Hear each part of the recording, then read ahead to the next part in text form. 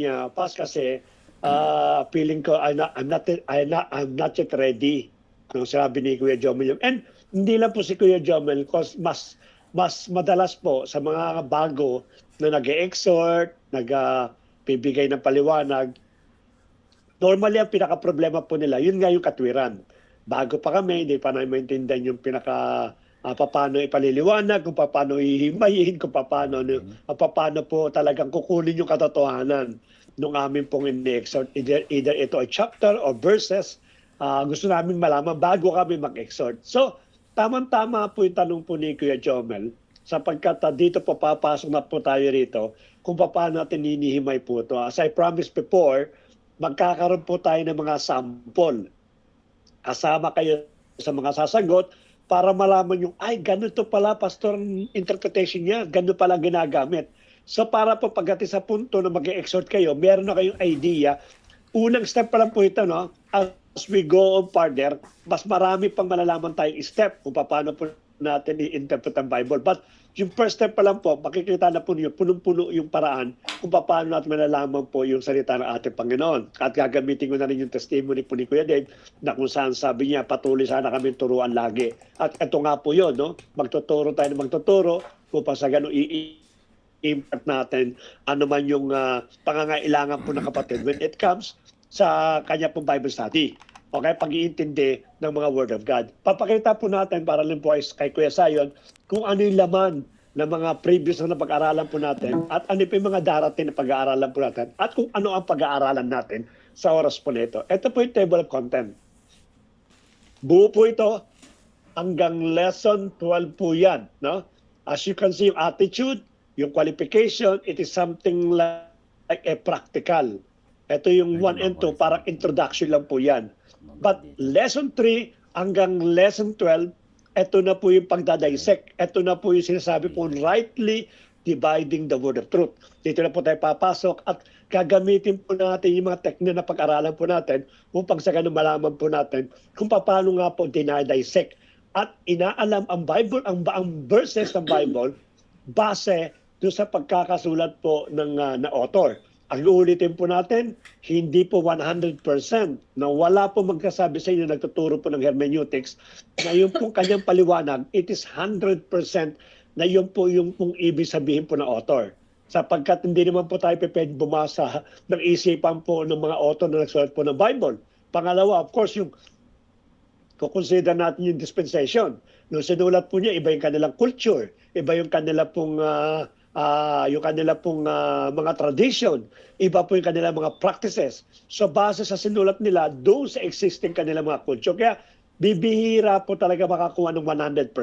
But as much as possible, we will go very near doon po sa sinulat po ng author. So number po natin, lesson number 10 po natin, begin by observing. So itong begin by observing, it is part ng ating pong pag-a-analyze o pag-aaral ng salita ng ating pong Panginoon. Kaya lesson number 3, begin by observing.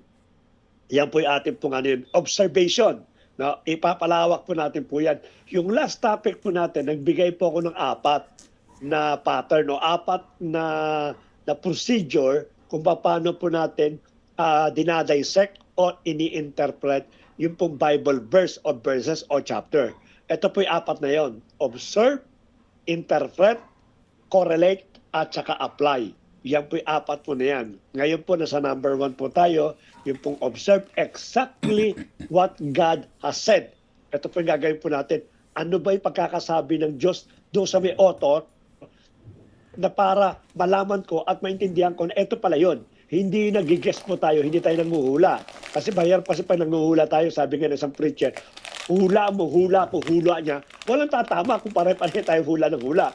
Kaya tingnan po natin, napakaraming reliyon sa buong mundo na iba-ibang klase ng paliwanag. Kasi pa, hula lang ng hula eh. Hindi ko sinasabing exactly tayo po ay tama, but as much possible because of the hermeneutics, titingnan po natin kung gaano tayo kanir doon po sa interpretation po ng author po na nagsulat. So again, uulitin po natin, ang number 1 po natin, it is observe. Yan po pinakano po natin. So let me start by i-involve yung pong bawat isa po sa inyo. I need some answer regarding po dito sa photo na ito. Yan. Sino po makapagbibigay sa akin ng simple na opinion o kaya na idea mo, ano nangyari sa picture na ito?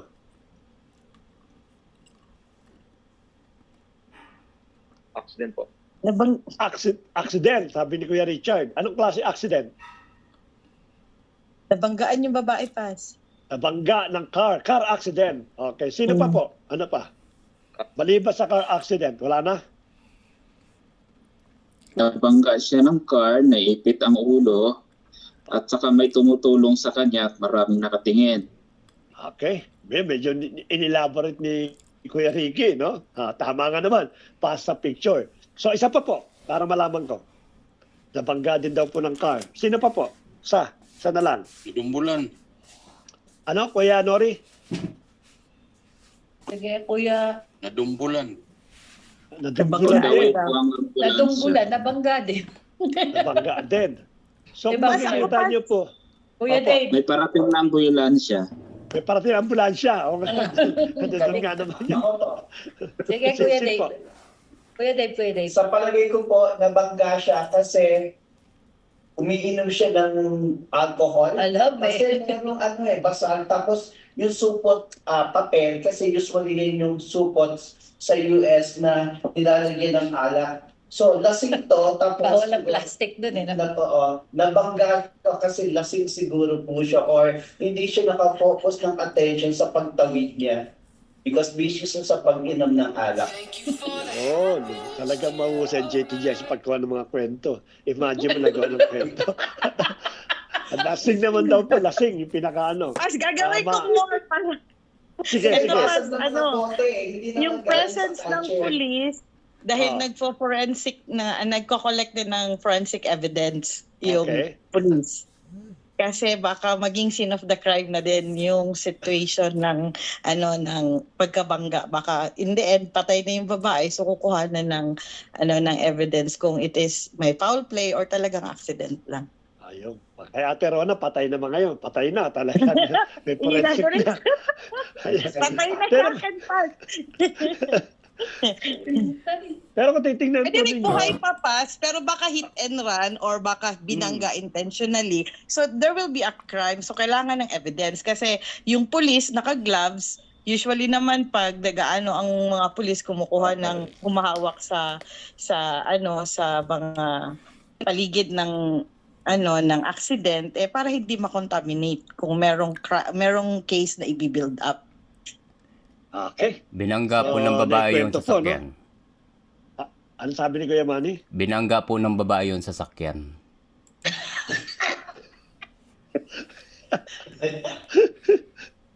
Kuya What? Jomel. Sige, Yes, Jomel, Kuya sige. Jomel po. Good evening po sa lahat. Possibly po yung babae may problema, naglasing, tapos yon tumuwid, tapos yon nagkaroon ng disgrasya. Something ganun po, Pas. Ayun. Talaga mga kwento talaga. So most talaga, in this kind of view, makita mo talagang nabangga ang pinakano. Kung makikita nyo sa taas, may view number 2 yan yung position. Pero yung other camera, may view number 1. Ito yung view number 1 papakita ko sa'yo. The same din po ito. Yung babae, sakyan, same scenario po. But different angle, different camera. Ayan po. Ano sa palagay ninyo nangyari? Pagka nagsilpon, Ha? pagka nagsilpon, Nag-cellphone siya.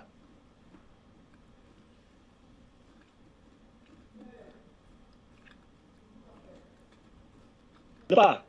Ano pa? Wala na? Pagkapas, inisnatch yung bag niya, and then nabol niya, and then saka siya na nabangga ng sasakyan. Anis Yes, na na-chumba sa niya. Tabangga. Kuya Manny, ano sabi mo? Nabangga. Binangga ng babae yung Binangga sasakyan. ng babae yung car. Actually, tama si Kuya Manny. Yung babae po, natumba po siya, tinamaan niya yung side mirror, kaya nabasag po siya. As you can see, nasa gilid po siya at iniwasan siya nung sasakyan. So, hindi po siya nabangga. Tama si Kuya Manny. No? Binangga niya yung sasakyan, maaaring somehow, nagkaroon po ito ng pagkahilo or maaaring na-slip o maaaring nawala ng malay.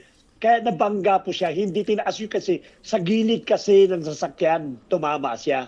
Pero yung view number 2, iniwas naman ng sasakyan niya. Siguro tumama para hindi siya maimpakan, iniwas naman niya. So nangangahulugan po, there is no car accident happen. So if so happen lang, when I show the first picture, iba yung view na nakikita po ninyo. No? And because of that view, you speculate na nabangga nga ito. At kasi may pulis pa nag-iimbestiga. No? Pero nung ipinakita na yung kabilang side naman, yung view number 1 o yung camera number 1, makikita po natin na ito pala yung natumba. Siya pala yung sumagis sa sakyan. Lumaaring dumadaan yung sakyan, bigla siya na-slip o maaari nahilo, siya mismo tumama po doon at nabasag nga yung side mirror. Kaya yung view number 2, mayroong mga basag na salamin because tinumaan niya side mirror. Ito ngayon ang combined na photo ng view 1 at view 2. No? Bakit ko pinakita po ito? Sapagkat sa Bible, ganun din po ang pananaw ng pag-i-interpret. No, sometimes yung view number 1 ang ginagamit lang natin and we never try to view on another camera. Kaya nangyayari tuloy yung ating pong paliwanag, yung ating pong ginagawang pag-i-interpret ng Bible, bisan po one-sided lang. Sapagkat yun lang ang pong nakita po natin eh. Kaya nangyayari po tuloy ay hindi natin makita ng buong buo o base sa pagkakasulat po ng author. No, mamaya makikita po ninyo, kahit po si Matthew, si Mark at si Luke, no? Mostly tatlo po na yan, yung gospel na yan. Iba-ibang view po ang pinakita po niyan. Kaya kung magbabasa ka lang ng Matthew at magkakaroon ka ng conclusion, maaaring somehow maligaw ka. Kasi po, yung view ni Matthew, nakita niya lang yung isang side. Pero hindi niya nakita yung lahat ng angle. Nung naman tumingin si Mark, kabilang angle naman na nakita niya. Kaya the same situation, the same verse, pero iba yung pagkakasulat po nila. O yung maaari naman si Luke, na tumitingin, nasa harap naman siya, hindi niya nakita yung left and right. Kung ano yung nakita niya, yun ang isinulat niya naman sa Luke. Pero iisa lang po yung verse na pinag-uusapan po nila. Kaya marami po nagsasabi at marami po ang nagdi-debate, no? O marami nagre-rebut sa Bible na hindi totoo. Sapagkat how come na si Matthew, Mark and Luke, isang apostle yan, iba-iba sinulat. Iisang verse, iisang situation, pero iba-iba sinulat. Sapagkat hindi nila nakita yung angle. At ito ngayon ang ginagamit natin to view in a different angle para malaman mo kung ano ba talaga yung pagkakasulat po ng Bible. Napakalaga po niyan, mga kapatid. Kaya ipinakita ko po sa inyo. May magbibigay po ako ng example para masigit nating maintindihan. So maliwanag po, pag nakita mo na yung complete view o complete picture o complete na camera, that's the time that you can assess and you can make your final statement. Yung po gagawin po natin. At dito po sa ating pag-aaral, ganun po gagawin natin. O obserba natin, kaya nga observation. O obserba natin lahat upang sa ganun makagawa tayo ng maayos at mas halos dikit doon sa pagkakasulat po ng author. Let's proceed. This is the different views to be considered. No? Meron pong isang tao, no, isang pamilya, na yung kanila pong tatay namatay, heart attack, no, doon sa loob po ng hospital.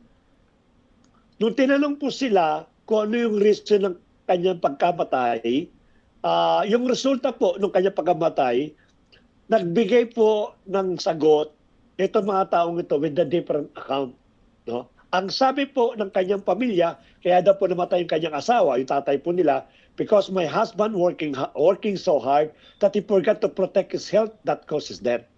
Sabi ng pamilya, kasi asawa ko sobra sa trabaho eh. Kaya ganyan siya, nagkasakit siya, nasira ano niya. Kung baka sa ano, ito yung kanyang focus, ito yung kanilang tumanon sa isip nila, at ito yung sinabi nila nung ini-interview sila ng reporter, kaya namatay kanyang asawa. So after po niyan, lumipat yung reporter, ang nakita niya yung doktor. Sabi ng doktor, Dok, ano ba kayo namatay na pasyente? His blood flow carry essential oxygen to part of the heart muscle is severely reduced or blocked and cause a blood clot forming a plaque in a coronary artery. Yun ang kinamatay po dito. Ayun sabi ng doktor. No? Sabi niya, parang naguloan lalo ako dun. Para mas malapit yata sa pamilya na lang. No? Nakakita ngayon siya ng kapitbahay nila. Kapitbahay nung namatay. Ito medyo palagay ko, makakuha ko ng answer dito. Ito naman ang sagot ng kanila pong neighbors. simple as, na-heart attack yan, kaya namatay.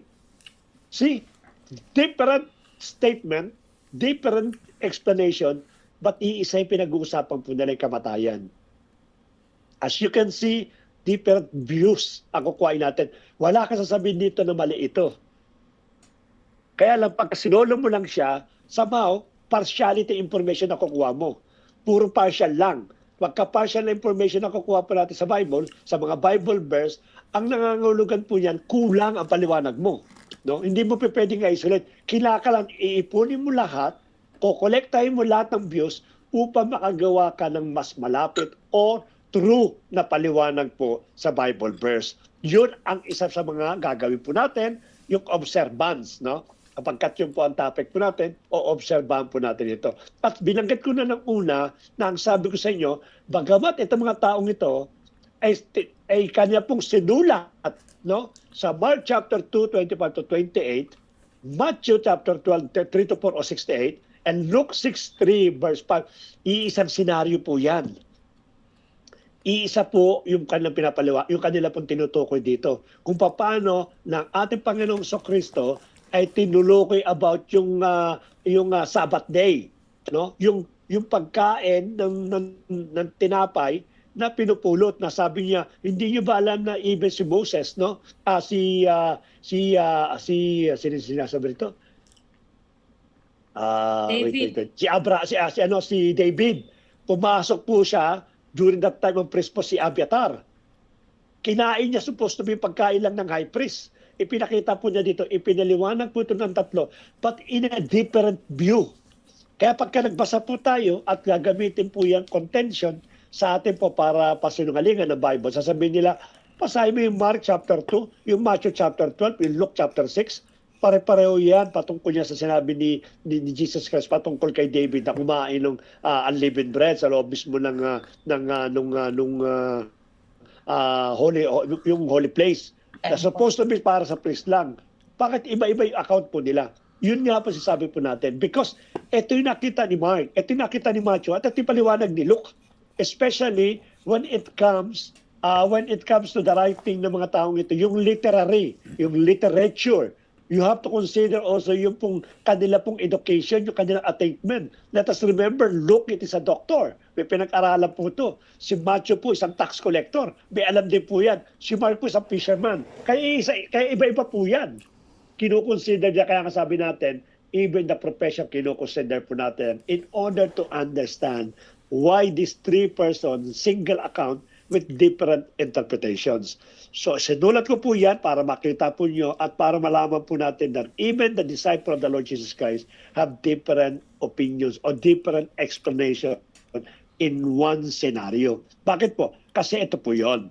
Sa Mark, sinulat po yan. Ang tip po nung pinakita po natin, Sabbath, the Sabbath was made for man, not man for the Sabbath. Yun ang pinaka-main tip po nila, nung pare-pareho sila. Kaya lang, yung paliwanag nila nag-iiba. Kay Mark po, yung Gospel of Mark, which is Mark chapter 2, 21 to 28, emphasizes Jesus' authority as a son of man over religious tradition. Kaya titignan po ninyo, sinaway ng ating Panginoon yung pong nag-aakusa sapagkat ipinakikita niya yung kanyang authority as a son of man mas mataas pa sa mga religious tradition. Portraying as a rule breaker for the sake of mercy. Ipinakita po yan. Kaya nagagalit ang mga Pariseo sapagkat blow breaker daw ang ating Panginoon, no? Bakit po? Because in the Gospel of Mark, ipinotray ang ating Panginoon Kristo as a suffering servant. Kaya may kinalaman din po yan. Let us remember, nagturo po si Pastora, ipinotray po niya doon sa apat na gospel kung ano yung karakter ng ating Panginoon. Sa Gospel of Mark, is a suffering servant at ipinakita niya ito bilang anak ng tao over any religious tradition of practices. Mas mataas po, mas authoritative po siya. And ipinakita po ni Mark. Yun ang sinulat po niya. At pagdating naman kay Gospel ng Matthew, yung chapter 12, no? Highlight Jesus as the fulfillment of the law, arguing that the true obedience is rooted in compassion, not rigid legalism. Ipinakita naman ni Matthew, in other view, na ang ating Panginoon Kristo is the fulfillment of the law. Kung siya ang fulfillment ng the law, therefore, he has the authority na nasuwayin ito at palitan ng panibago. No? At pinakita nga rito yung obedience niya sa pamagitan ng compassion. Bakit po kasi sa Gospel of Matthew, he is the Messiah King. Yung kanyang lineage na pagiging king po dyan. At sa bandang uli po sa Luke, yung Gospel of Luke talks about the necessity of his people and providing them for their needs for the glory of Son of Man, which is a Savior of all. Ipinakita niya mas higit na nangangailangan ng pagkain, mas higit na nangangailangan ng basic needs ng tao kaysa sa pinapractice niyo law. Yun po pinakita naman po ni Gospel of Luke. Kaya titingnan po natin, iisa po yung but different ang paliwanag po sa bawat isa. No? Yan ang pinakano po niya. Dali po next po, magbigay pa ang panibagong example. Ito, different views din po ito, no? Sa Matthew chapter 4, Mark chapter 1, and Luke chapter 5. Ano po patungkol po ito? Ito po yung patungkol po doon sa casting of net, no? Yung pong pinaka kay Peter, nung tinawag po yung mga apostle during that time, nung sila po nangingisda, lang sabi, ihagis mo dito, then I will make you fishers of men. Kaya yan po mababasa po niyo. Sa 17, sabi, sa 19 dito sa Matthew, and he said to them, follow me, and I will make you fishers of men. Sa kanila naman, sa Mark 1:17, Jesus said to them, follow me, and I will make you become fishers of men.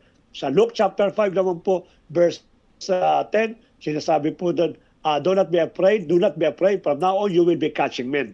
So ang pinaka-tema po nito, it is become a fishers of men. Pero look at the way they presented this message to the people, paimisip ng ating pong Bible. Ano yung pinresent po nila rito? Pakikita po ninyo sa susunod po nating slide, Matthew, Mark, Luke po yan, ano po kanya pinresent? I will make you fishers of men. Yan po pinaka-team. Kaya sabi natin, the moment that we have the team, maganda po ito when we interpreting the Word of God. But as I said, no, as we go on sa mga sinulat po ng mga disciple, ng mga apostles, we have to dig on. We have to become more observer para makita po natin. Ano po sinabi po sa Gospel of Matthew? Emphasize for being obedient servant and to act on more greater calling than to the present work. No, yung suffering servant nga po, pinabanggit po dito. Yun ang kanya pong present ni Matthew. Kay Mark naman, focuses on the immediate action and urgency of the disciple, called to follow a new authoritative teacher. Halos pareho din po yan, Messiah King din po. Kung tingnan po yung arrangement po nung una pinakita ko, paramihan po na makikita po yung authoritative, yung pong call, yung obedient, at sa Luke po, pakikita naman po natin ang places this call after a miraculous catch of fish, emphasizing the divine power and the disciples' personal transformation from doubt to obedience. He is a savior for all. As you can see, different views, different views sila, but iisa lang po ang pinakano po niyan. Kaya titandaan po natin na napakalaga po yung pong observance, yung pagiging observing po natin. At dito po, ipinakita ko lang sa inyo, then we will go now sa ating pong observation. While ongoing po yung ating pong turo, magbibigay po ako ng mga sample just to test para makita po natin kung paano natin ini-interpret itong mga taong ito. I just show it to you na even in the gospel, may mga different views but iisa lang po yung pong pinakan. Parang yung nakita natin picture, no? Sabi na, different camera, different yung nangyari pala, but ang pinakano po doon yung aksidente. Yun ang pinaka-team. Pina-aksidente, pero the way the lady met the accident, it is a different view ang pinakano po natin po doon. So let us proceed para po mas mahaba tayo, marami tayong ma-discuss. Begin by observing. Ito yung ating pinaka-topic, no? Observation is a very powerful tool in defining and explaining the things on what is not clear in our human understanding. Tama yan, no? Napakalaga po niyan. In fact, ang observation po, it is a part of curriculum ng bawat estudyante. No, if you can remember, sa science po, may subject tayong chemistry, no? To prove something it's right, it will run a series of observation to write down important facts. No? Before you prove something that is true, magkakaroon po ng series of observation yan. Kasi from that observation, inanaro po nila yan until such time na yung kanila pong observation ang siyang pinakamalapit doon sa kanila pong pinoprove. Kaya even sa school po, ginagamit po yung observation. Even sa mga trabaho po natin, ginagamit pa yung mga observation na. So there is a science of observations na gagamitin din po natin in order to interpret the Bible. The question to be answered in observation is exactly what has the author said. Why the author said, whom did he said, when the author said, and how the author said. Ito yung mga laman ng mga observation na dapat nating aralin. Dapat natin tunguyin sapagkat sabi nga natin, hindi lang just merely observing, natitingnan mo lang at aalamin mo lang, basta titingnan mo para malaman mo kung ano nangyari. But may mga tanong kasi yan na dapat nating tanungin, dapat nating masagot. No? Sabi nga, kanino sinabi? Bakit sinabi ng author yan? No? Ano talaga pagkakasabi niya? Kailan niya sinabi at paano niya sinabi itong verse na ito? When you try to see itong klase ng testing sa observations, maybe you might think na, Pastor, dami palang kailangan bago na maintindihan yung Word of God. No, from the beginning, yes, of course. Mararamihan ka, magkakaroon ka ng somehow na, sandali, yung atang pag-aaral ng Word of God, hindi para sa akin kasi daming Sa una lang po yan. But when it becomes a part ng iyo pong pagdidefine ng Word of God, napakasimple na lang po sa iyan. Kasi yun ang ginagamit po natin. So, as we go on sa ating pong pag-aaral na ito, then we'll make everything very easy and very enjoyable. Yun ang mahalaga po dito para maggamit natin itong mga technique na ito. In short, observation is the act of seeing things as they really are, impartially, intensely, and fearlessly. Kung baka sana impartial po yan, ang observation po, seeing things that really are. Alam niyo po yung word na telephone game? Si Kuya Dave, para alam niyo, madalas magpagawin. Alam niyo yung telephone game? Telephone game. Hindi po Paano ba yan? Hindi. Pinagawa na ni Kuya Dave ito. Ang pangalan na siguro iba lang sa ginabi niya. Alam niyo po yung binubulong na pass the word? Pass the word. Pass the chismis. Di ba? Nakatanda ko ng ating first anniversary, nagpass sila ng kanta, no? Sabi ko sa isang bisita natin, total ikaw naman ay worship leader at ikaw yung kayang-kaya mo yan. Palibasa, mali yung pinasa, kaya hindi makuha talaga yung eksaktong words. Kaya hindi niya mag-guess kung anong title ng kanta kasi nga mali yung binigay na pinasa. Dapat po, pag nakita natin yung bagay, dapat ipakita po natin kung ano talaga yung pinoportray.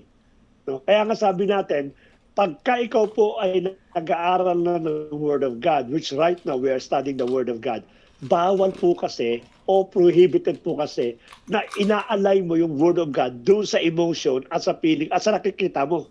Diba? May problema ka ngayon.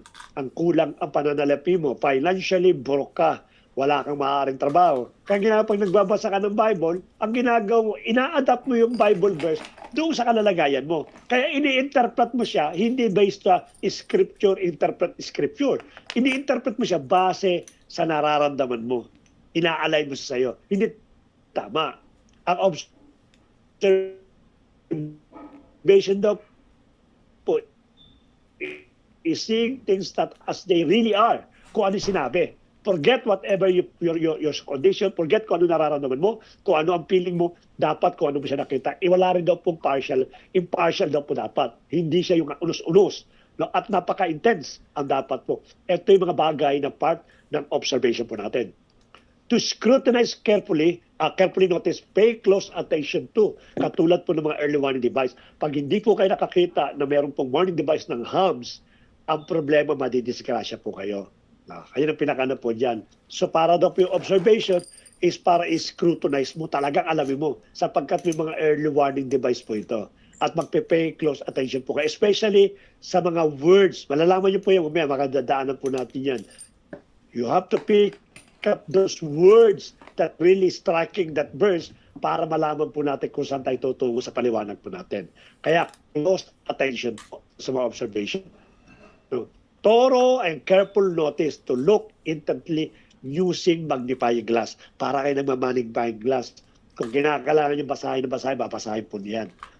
para lang makuha po ninyo yung pong laman, yung pong juice ng Bible verse na binabasa po natin. Hindi po nakukuha sa isang basahan po yan. Sometimes pag nagbasa po tayo, akala natin yun na may naiiwanan tayo mga important words. Makikita po nyo kung paano importante yung words sa mga pag-aaral po natin. Kaya nga, dito po, nagdidetalye na po tayo. Careful notice po.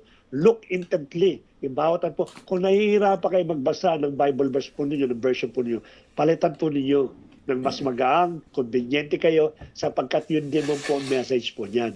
Ang importante, nakikita niyo kada detalye ng sinusulat po in order for us to interpret the Bible correctly. To give full attention to what one sees, to be mentally aware of what one sees. No? Kung anong nakita po niya, bakit niya nasabi, and mentally aware kung ano po yung nakita po nito. The act, power of habit of seeing and nothing. Yung innocence attitude. Huwag po tayo magbabasa ng Bible na parang hindi tayo inosente. Na meron ka na pong alam. Alam niyo po, mahirap po yan. Every time when you are reading the Bible, tapos meron ka na nakaimbak sa subconscious mind mo kung ano ibig sabihin ng Bible verse na yan, hindi na tuloy mabago. Kaya yung habit po of seeing and nothing, kinakailangan pag nagbasa ka, wala kang alam. Baka sa hindi ko sabing, hindi mo alam kung mga blanco. Ano pa talaga ang revelation ng Lord dito? Huwag mo sabihin na, alam ko na yan, John 3:16, mahal na mahal tayo ng Diyos. Kaya pag binasa ko, hindi ka dapat basahin yan. No, you should seeing nothing as if bago mo lang siyang babasahin. Sapagkat kaganon po ang inyong pong damdamin, yung observant po natin, yung pagiging power of observing, may lalabas at lalabas. Oops! Hindi ko nakita ito for so many years. Ito pala yan. No? May makikita din natin yan sa John 3:16. Magugulat po kayo na yung pala John 3:16, meron pala ng mga words na talaga na mga maaaring na bypass po ninyo o maaaring hindi nyo naintindihan during that time. And lastly po, awareness. To be mentally aware of what one sees, it involves perceptions. Kinakailangan po gamitin po natin yung perception po natin po dito. So ito lang po yung mga gagamitin po natin sa part ng observation. Kung pag sa ganun, mas tama po yung ating pong nakikita. Tuloy po natin. The purpose of observation. The purpose is to scrutinize a passage long enough to completely what is there. Ano ba yung nandoon? No?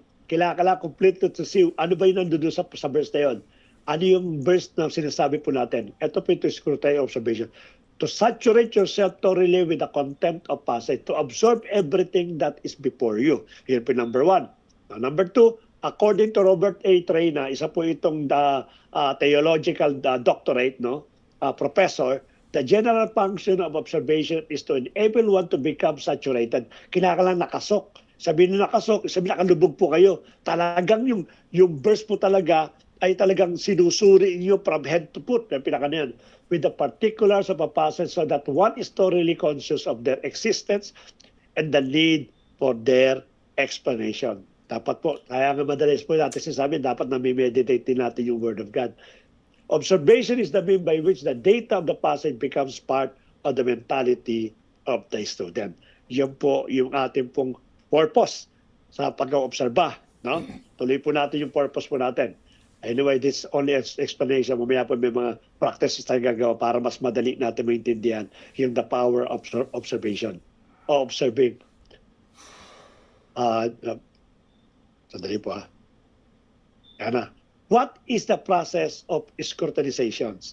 Sa inyo po ba, kung wala ko na idea, pag nag-i-scrutinize kayo ng something, o pag sinusuri ninyo, ito man ay isang material na bagay, ito man ay gadget, ito man ay libro, ito man ay pagkain. Ano po ba ang process ng pagsusuri po ninyo? Sige, kuha lang po ako ng mga kahit isa lang po, magbanggit lang po kayo. In your own experience, paano nyo sinusuri yung isang bagay? Pareis po ng hands kung sino ang gustong sumagot. Made from where? Made in US, made in China. Brand. Kusan daw production. Kung saan Yun. ginawa, Pag sinusuri. Okay, sige. Okay. Sige, Ate Rona. Sige po. Sige. Tapos si Ate Kuya Zion. Scrutinizing it thoroughly.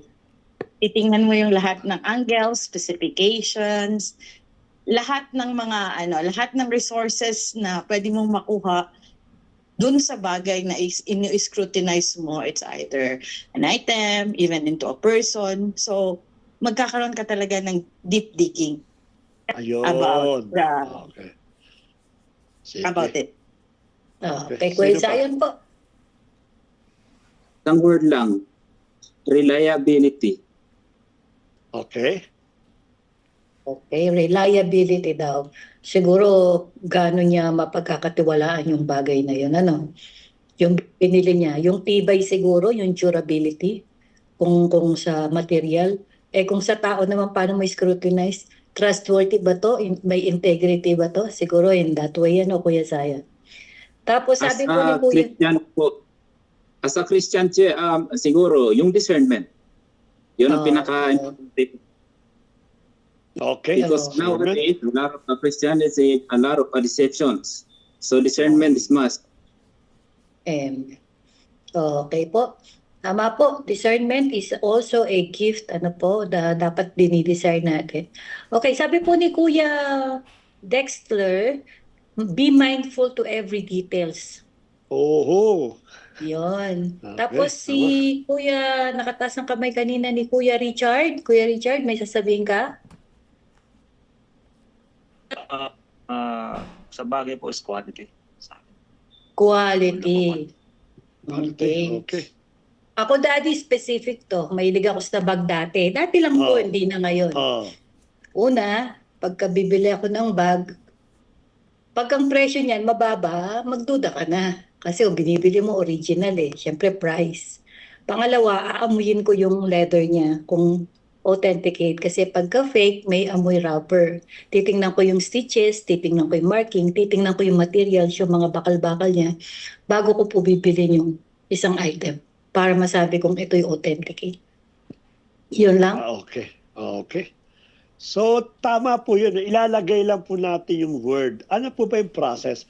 Yung mga binanggit po ninyo, narito po sa paano po ito, na maging batayan po natin. Kasi after this, yung process ng scrutinizations, magbibigay tayo ng example para ma-apply po natin. Paano natin i-scrutinize ng tama? Kasi process nga ng tama Ang unang-una pong paraan ng proseso is the active questioning and skepticism. Ano yung active question? Iba pagka po may nakita kayo, immediately pag meron kang questions, magtitimbre yung sa puso mo sa mind mo, sa subconscious mo. So ang gagawin mo, pag may tumitimbre, nagre-research ka. Hindi po ba? Kasi hindi ka makontento. Parang, bakit ganito ito? Ma-research ko nga ito. Ako po, pag namimili po ako na nire-research ko po yan. Especially when it comes to speakers, sa mga sound system, nagre-research po ako. Alam ni Pastor yan. Kasi sabi mo, Mama, nag-research na ako dito, kompleto ng ganyan Dapat may mga active questioning ka. Na pag sinabi natin active questioning, na nangangailangan ng sagot, masasatisfied yung question mo in order for you, ma-scrutinize mo yung isang pambagay. Do not take information at face value, especially online. Ito madalas ginagawa natin, di ba? When we are reading the Word of God, hindi maintindihan, ginagawa mo online. Pinapasok mo sa lalo ngayon, meron ng Gemini na binabanggit si Pastora. Yung Gemini na AI. No? Gemini. What is this? I cannot understand this Gemini AI. Please explain to me. So gagawin ni Gemini AI, paliliwanag niya. But it will be based doon sa information, sa data na in-store sa kanya, yun lang ang sasagutin niya. Hindi po dapat ganun. Dapat po ang investigation po natin is motivation, no? Why was written? Bakit ba ito sinulat? And the method of gathering it, kung paano ba. Alam niyo po, ang Bible kompleto po yan. Kaya lang minsan, we make it become very easy, kaya napakadali nga naman. Search mo nga naman sa online, ando na. Pero kung titingnan po natin ang Bible, sabi nga sa inyo, it is a matter of attitude. Pag nasanay po na nagre-research kayo, nasanay kayo na nagkakaroon kayo ng cross-references, darating po panahon na pagka meron kayo maintindihan, immediately Bible pa nang hinahanap po niyo. Kasi andun din po yung paliwanag po niyo. Parang yung parable, di ba? Sabi nila yung parable daw po is kinagawa ng ating Panginoon para hindi maintindihan ng mga taong hindi niya kasama.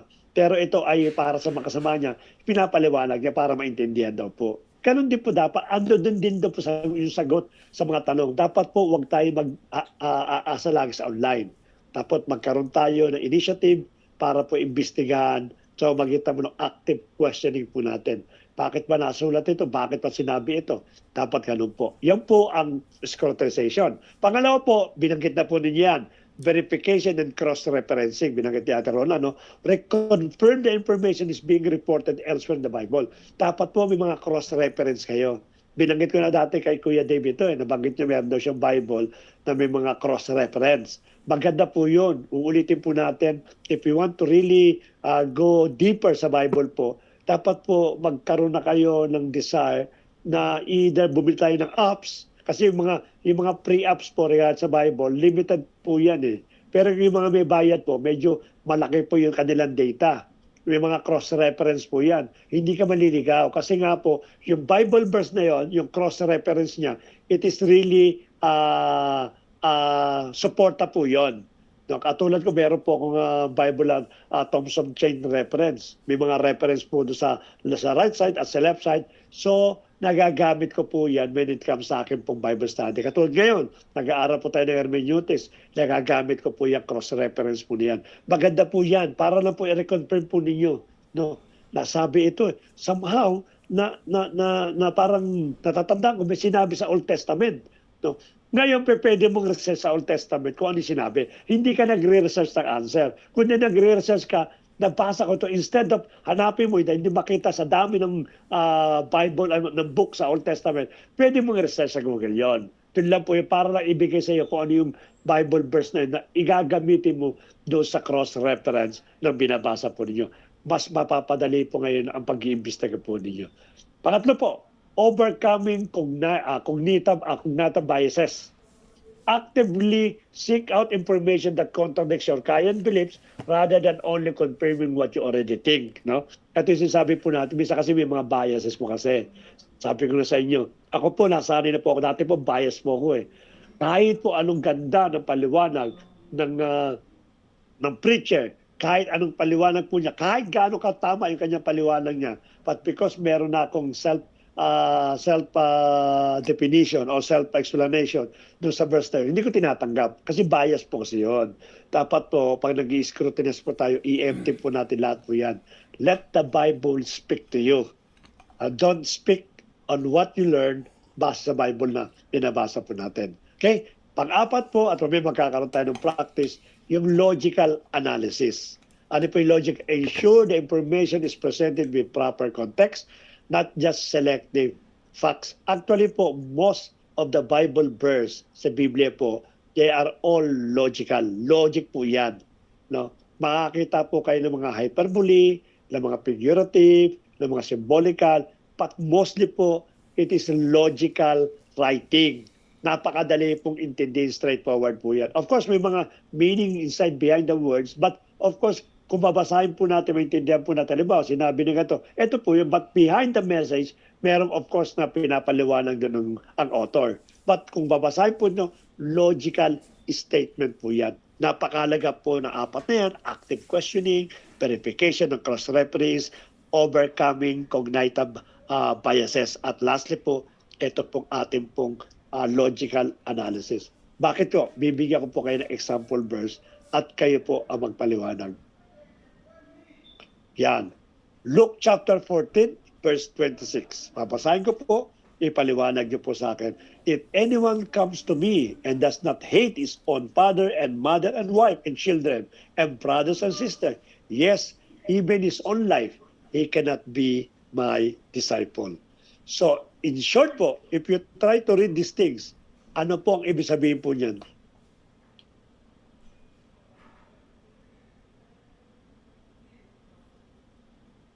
God first.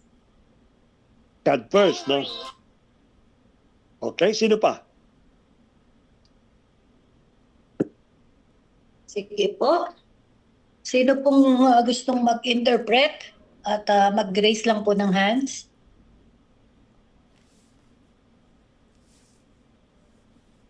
Sino yung sumagot ng God first? Si Ate Rona? Si Ate Rona. Sige, sino pa po?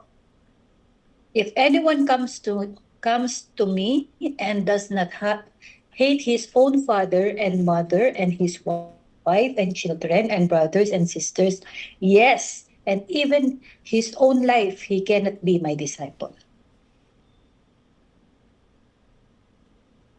Okay, tahimik.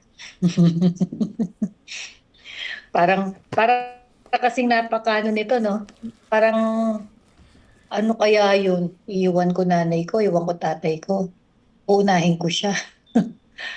Sige po. But it's really what the Bible said. It is Opo. plain. Kung talagang yung babasahin mo yung Luke 14:26, kung hindi mo iiwan ng nanay mo, hindi mo iiwan ng tatay mo, asawa mo, anak mo, mga kapatid mo, and even buhay mo, hindi ka pwedeng maging disciple sa akin. Mahal mo nanay mo.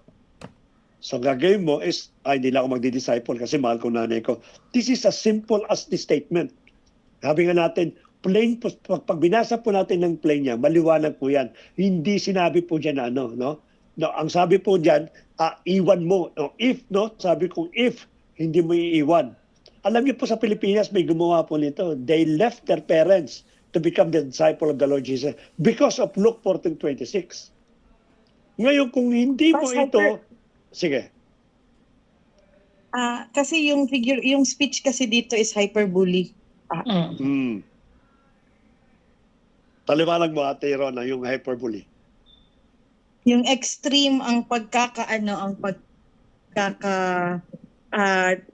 ang description niya is extreme to the point na nag-emphasize siya ng exaggerating feelings dun sa exaggerating feelings and impression dun sa makakapakinig or makakabasa.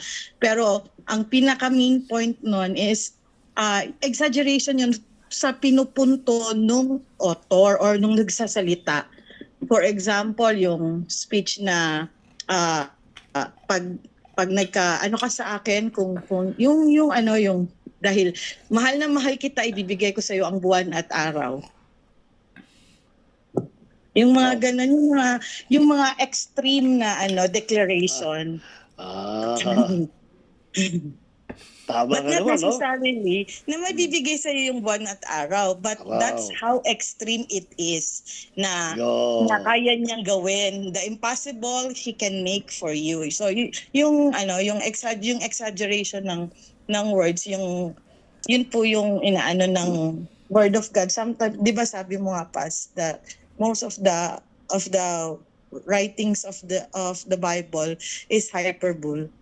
And meron ding personification. So, depende po sa so kung paano, kaya kailangan talaga na may guidance. Okay, thank you, Ate Rona. Sige po.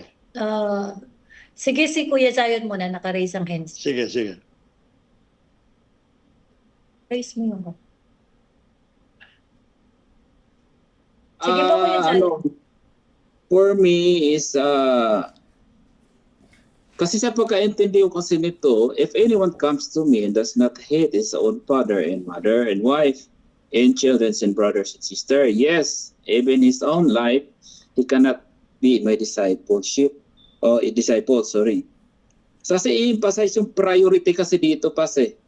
Dito natin makikita kung totoo ka nga disciple ni Lord Jesus, you have to total surrendered. Dito kasi makikita natin yung loyalty natin. Yes, andun na tayo. Mahal natin yung pamilya natin. But this is a priority kasi. Emphasize the priority kung hanggang saan yung loyalty mo at saka yung obedience. Dito kasi natin makikita even when it's the difficult times. Kasi if you are the genuinely follower talaga ni Jesus, napakahirap naman talaga siguro na papapiliin tayo. Siguro ito na talaga yung yung prophecy na kasi ang salvation naman talaga is not a group, which is individuals. Dito natin makikita kung hanggang saan talaga yung priority natin. Either following Jesus or alam natin na hindi pa natin gaya ng ibang yung unbelievers. Siguro i-deny nila. Susundin ko yung pamilya ko. Mahal ko yung pamilya ko. Yun yung pagkakaintindi ko dito sa passage na to Amen po. Okay, thank you very much, Kuya Sansin. Meron pa, Mama? Si Kuya Dave, last na Sige. po. Sa akin po, so dito kasi, you cannot love between two masters. Isa lang. Family, pinipicture out niya or nire-represent niya ang material things. Kasi syempre, ang pamilya natin, andoon yung foods nila, andun yung financial na pangangailangan nila, yung anak natin, andun yung education, yung wife natin, andun yung bahay, yung father natin, andun yung health insurance nila, ganon. Pero ano ba ang priority? Spiritual ba? Spirit ba? Yun. Kaya dapat sinasabi niya, mamili ka. Alam ko, mahal mo ang family mo. Pero sino ba ang mamahalin mo? Ako ba o sila? Kapag sila, mas lamang dapat yung pagmamahal ko. I-deny mo yung love nila kasi yun nga po, it's between material thing and spiritual po. Kumbaga, you cannot love two masters. You cannot serve two master po talaga. Kasi yung isa, mako-compromise ng isa. Yun lang po, to God be the glory. Okay. Okay. Sige po. At salamat po sa mga paliwanag po natin. At natutuwa ako sapagkat indeed that bagamat hindi pa tayo lumalalim, talaga namang natututo tayong mag-search po. No? Kaya ko po nakita itong verse na ito. Gusto ko nga pong gamitin natin yung apat na pag-i-scrutinize ng Bible. At actually, na-scrutinize po ninyo. Pero pag hindi nyo ginamit yung apat na pag-i-scrutinize, mahihirapan tayo. Halimbawa, nagpaliwanag yung isa na pinakikita na mas dapat priority ang Diyos. O pinakikita, kumbaga binanggit ni Ate Rona na hyperbole, which is totoo naman. Kasi extreme yung pinakano po doon. Pero pag hindi natin ginamit yung pong proseso ng scrutinization, hindi mo talaga mapipinpoint kung ano sinasabi ng Luke 14:26. Number one again, active questioning. Question mo agad, bakit ko iiwan ng magulang ko para sa Diyos? Samantalang hindi naman tama. Ba? Kumbaga sa titingnan mo kaagad na parang something wrong kung ipaliliwanag ko ito na as if na nabasa ko. Of course, yung logical analysis, hindi natatama ito. Walang logic Iba? Kumbaga sa parang inabandon mo yung parent mo, yung mga brothers and sisters mo, even yourself, para lang sumama sa ating Panginoon. No, walang logic at mga questions na mahirap po sagutin. So pagka mahirap po sagutin dahil nagkaroon ka na ng questions, that's the time that you will dig more, that you will search more, that you will study more. Kasi yun yung motivation po natin Kaya tayo nag-i-scrutinize para magkaroon tayo ng motivation at naliman natin yung paliwanag.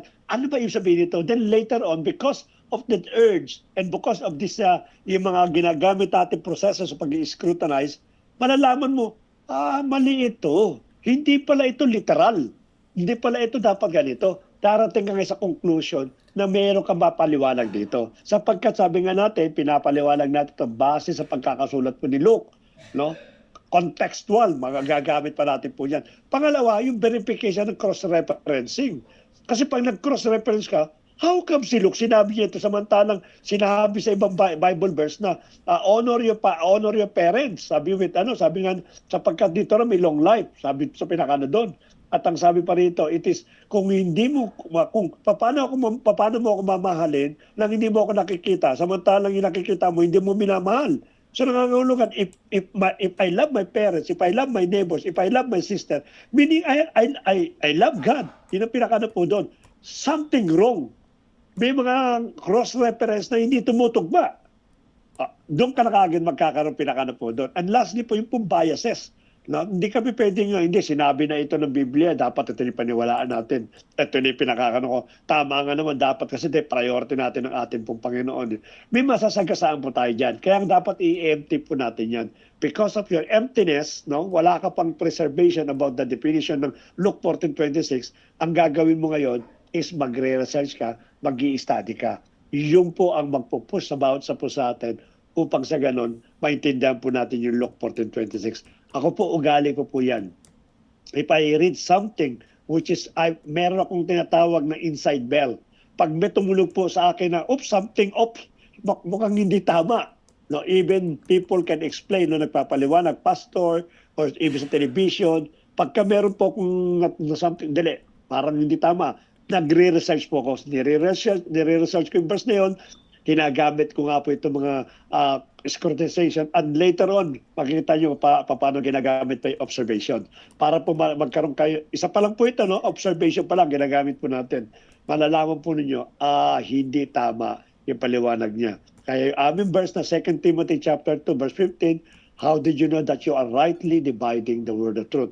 Yun ang gagawin po natin. So maliwanag po that we started already analyzing some verse at nakita ko naman paano kayo sumagot.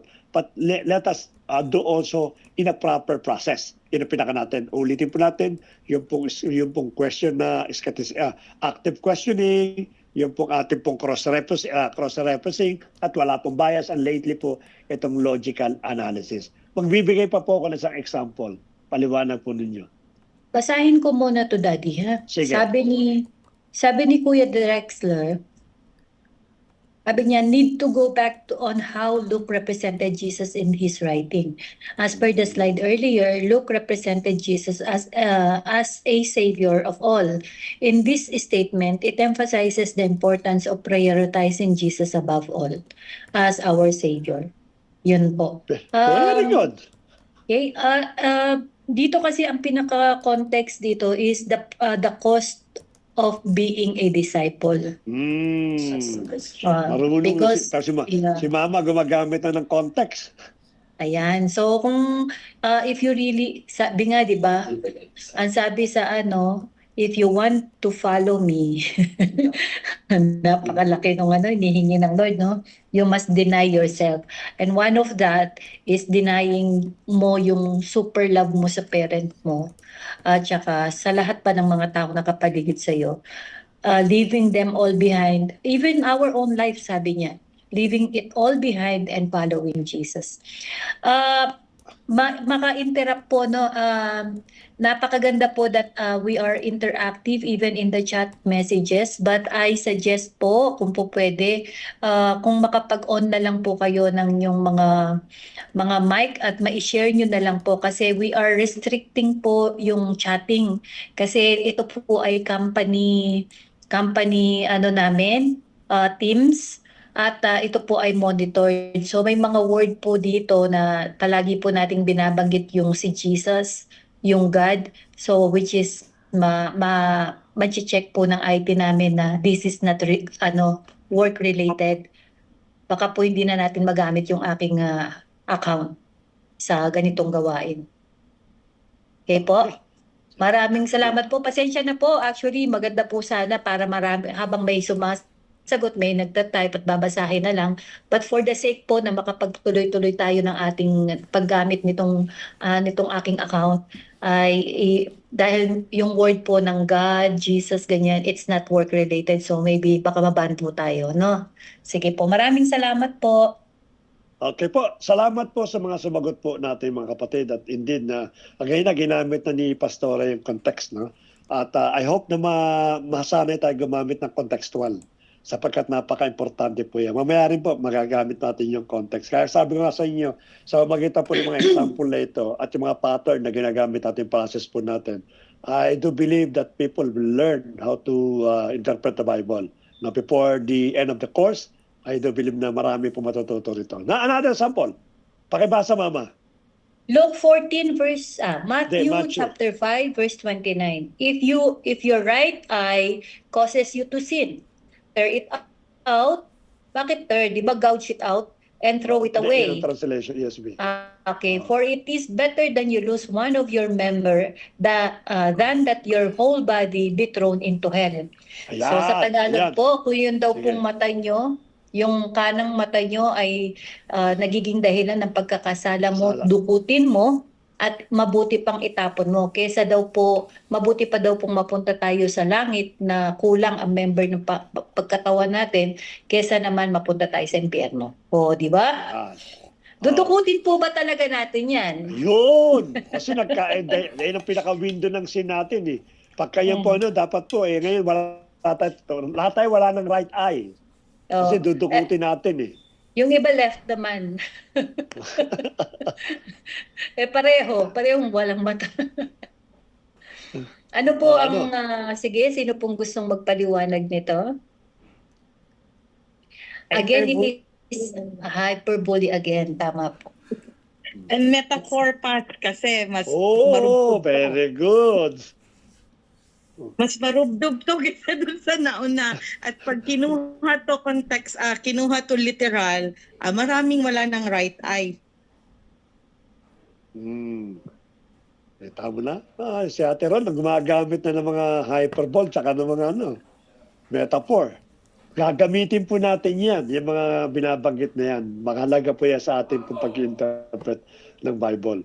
So nangangulugan po, it is not really again literal. No? Kasi pagkatao po pa nagbasa, kung ano lang nabasa niya, sabi nga natin, ito ay plain and simple daw po, napakadali naman yan. Tanggalin mo yung mata mo kung nagkakasala pa. Madalas mo tayo nagkakasala yung mata natin. No? Kung tumitingin sa mga iba pang babae, may asawa ka na, o kaya naman na-attract ka sa mga gusto mong kunin sa opisina ninyo kasi mata pa din yan, or kaya ginagamit mo sa pambubuli, no? yung mga klase ng paningin na matatalas. Ito yung mga nagkakos po ito ng kasalanan. So kung ito pong susundin po natin Matthew 5:29, para hindi tayo magkasala, ay palagay ko hindi lang right eye dukutin natin, pati yung left eye. Kasi po para hindi na makakita . At meron pong gumawa sa Pilipinas po niya, mga kapatid. No, hindi po ako nagbibiro, talaga pong tinanggal niya yung kanyang mata para daw po hindi siya makakita ng kasalanan because of Matthew chapter 5 verse 29. Imagine po ninyo, no? May mga nabibitag pang paliwanag itong Matthew chapter 5 verse 29. Kaya maingat po tayo, mga kapatid. Especially tayo po, pick up ng verse at pinapaliwanag po natin ng out of context o kaya pinapaliwanag natin base doon sa ating pong sitwasyon. Minsan po ginagamit natin yung verse para po patamaan yung ating kapatid na hindi naman talaga related doon sa ginagawa niya. Halimbawa, nagkukumit siya ng sexual immorality, dudukot ka ng verse, ibabato mo sa kanya para patamaan lang po. Out of context ang tawag po doon. At kung patuloy mo pa-practice po yan, definitely mauuwi po tayo sa wrong interpretations. So maliwanag po yan. Maganda po na may mga example tayo nakikita. Tuloy po natin. May mga sample pa tayo dito. No? Sabi niya, the observer daw tayo raw, ano kinakailangan natin? Be exact and accurate. Iyan ang binabanggit natin. Use contextual, original words, dispensation, to whom address, culture, traditions, year, etc. Marami po yan. No, kaya kinakailangan, in order to become an exact and accurate, you have to consider all these things. Pastor, napakahirap palang mag-aral ng Word of God. From the beginning, sinabi ko na po, from beginning, totoo po yun. But later on, pag nasanay na po kayo nasanay, especially when you're using a Bible apps, which is very easy po sa mga access po ng mga original words, mga contextual, yung mga summary, mga cross-reference, madali po sa inyo po yan. At sigurado po ako, magiging part ng study po natin yan. Sabi po, nag-observe po tayo in exact and accurate. Ano po? Discern what is noteworthy and what is not. Now, ito po marami kasi minsan. Alam niyo po, pagka nag-exhort tayo, magbibigay na po ako ng example, yung pong exhortation po natin, pag pumipick up tayo ng verse, mostly po, nami-miss ng kapatid yung important words na nandoon. Ang nabibigyan niya po, yung supposed to be na hindi naman dapat na hina-highlight o hindi naman dapat po na ini-exhort. Kasi po, nawawala yung pong pinaka-juice, yung pinaka-ingredient ng verse. Kasi po bakit? Bakit na-focus po kayo sa mga bagay na hindi naman po importante. No? Iiwasan po natin yan. Dapat pong observer po, exact and accurate, and note what is worthy and what is not. Bigyan ko po kayo ng example para malaman po ninyo. At sabihin po ninyo, ano po rito yung madalas na na-highlight, madalas na na-exhort, madalas na natatanong, at nawawala po yung pong konteksto ng verse. Ito po yun. Pakibasa po, Mama. Example verse, Job chapter 1, verse 6 to 7. Now there was a day when the Son of God came to present themselves before the Lord, and Satan also came among them. 7. The Lord said to Satan, "From where have you come?" Satan answered the Lord and said, "From going to and fro on the earth, and from walking up and down on it." Yan. Pag nababasa yan, Job chapter 1, 6 to 7, ano ang madalas na tinatanong at anong madalas na pinapaliwanag? Or anong madalas na hinahanapan ng theological na paliwanag? Bakit si Satan nakakapakit panaog? Ayun, see? Pag natumbo ka agad, yun ang madalas na in-exhort. Bakit si Satan? Kasi ganyan-ganyan. Ina-highlight mo ngayon yung pong buhay ni Satan na paakat panaog. Which is, kung titingnan po natin yung contextual, hindi po yan patungkol kay Satan. Patungkol po yan kay Job. No? Titingnan po natin dito, nawawala yung Jews because you are getting note kung ano yung hindi importante. So dapat po nag-highlight po tayo, dapat marunong tayong pumili ng mga words that will be expounded, sa ating mga ano. Yun naman talaga po yung gusto ng natin pong mga author. So tama sabi ni Pastora, pati si Satan napupunta. Actually, nabitag din po ako niya, nag-research ako noon, bakit si Satan napupunta ng langit at makasamantalang demonyo naman, masamang espiritu yan. So nag-research ka noon, marami ka nalaman, pero hindi mo naintindihan kung anong hina-highlight ng Job chapter 1, the whole chapter 1. Bin-highlight ko lang po yung 6-7 kasi yan po yung panahon na kung saan nabanggit po si Satan. Pero when you read Job chapter 1, it is about the goodness of Job, the truthfulness and the commitment and the being obedient ni Job. Yung pong highlight po yan. Dapat po, yung po ang nino-noteworthy natin at hindi po si Satan. Ang pinakano po dyan. Kaya ngayon ating exact and accurate, hindi po siya tumatama. Maliwanag po, no? Exact and accurate or discern what is noteworthy and what is not. At ang pangatlo po na dapat nating obserbahan ay dapat mag-concentrate po tayo. Saan po? Determining the essential words of passage. Focus on subject matter and start digging the truth. Kinakailangan po, matuto tayong gumamit base doon sa konteksto. Ano po ba yung words na pwede natin i-expound na siya magagamit po natin na gustong pa-expound sa atin ng ating pong author. So, bigay po ulit ako ng example, kuhain po natin yung concentration. No? Gamitin po natin yung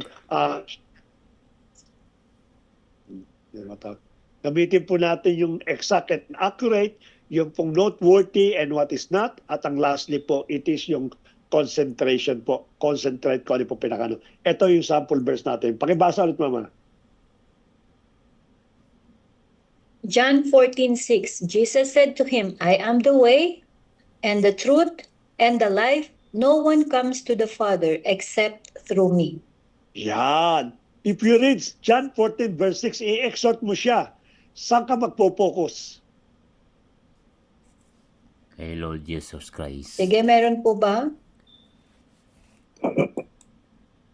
Raise hands. Sige. Yan. Sige, Ate Rona. I-exhort mo John 14. Anong po-focus mo dyan? Sige po, Ate Ron ko. Ako po, sa opinion ko pa, sa finished work of Lord Jesus Christ. Okay. Finish word. Okay. Sige po. Base doon sa John 14 verse 6, kinakailangan makukuha ka ng note dyan na siyang i-exhort mo na yun naman talagang gusto ng author. So ano pa pwede mo pick uping words sa John 14 verse 6? I am the way. Sige po, Kuya Dave. No one comes to the Father except through me. Okay, no one comes to the Father except through Jesus. Okay. Okay po. Sino pa po? Mayroon pa po bang gustong sumagot? Kuya Zion, sige po. Ako ang daan at ang katotohanan. Daan, katotohanan, at ano pa? Buhay.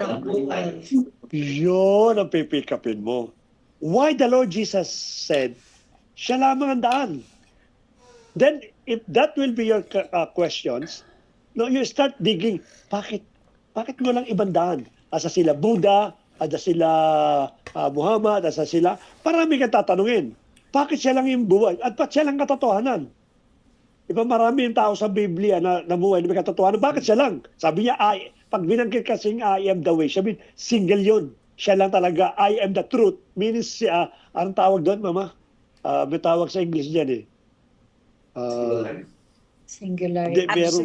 Absolute, no? Absolute ang pinakano po dyan. And I am the life. Sabihin siya lang po, tama po, pag kinuha natin itong tatlong words na ito, and we will expound it, then you are in the right directions.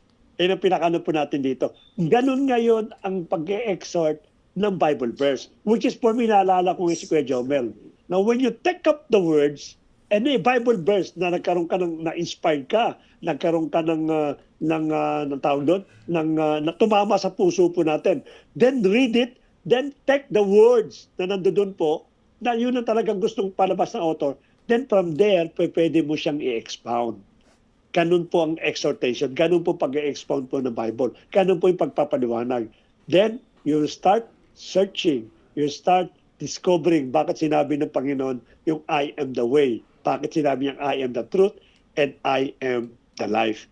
Ito po yung tatlong sinasabi po natin na dapat po na na-obserbahan po natin. Magko-concentrate tayo sa words. Of course, yung binanggit din po natin na yung exact and accurate at yung ano po yung noteworthy. Yan po pinakano po natin. So I hope nagiging clear po tayo when it comes now sa pag-expound o pagpapaliwanag po ng Bible verse. And I do believe that once na na-apply po natin itong ganung klase, then I do believe that almost that you can expound the Bible verse correctly. Pinakano natin. Tuloy po natin. Opo. Yan. Ano sinabi nito? A common mistake in Bible study is to come a conclusion about what a passage means before we have carefully scrutinized all that it says. No, meron ka na kasing conclusion. Normally po yan, nangyayari po yan doon sa mga matatagal ng nag-aaral ng Bible study o matatagal ng Christians. They have their own conclusion. Pag bilanggit po yung verse, eto ibig sabihin yan. As if it is conclude. I therefore conclude, eto na yan. So nangyayari po, the moment that you conclude na ito na yan, nagkakaroon ka na o nagkakaroon ng blockade o hindi mo na ina-anticipate to learn more what is the real revelations or what is the real author saying about these things. Kasi may conclusion ka na eh. Saan mo nakuha yung conclusion mo? Kasi simula nung nakakilala ko sa ating Panginoon, may dati akong church na ganito, Protestant o Baptist o Evangelical. Ito na tinuro yun eh. Pag nagbabasa akong Bible, ito na nga yan, ito na nga yan. Nag-close ka na. Dati po ako rin nag-close ako eh. Nung nag-close ako, hindi ako natututo.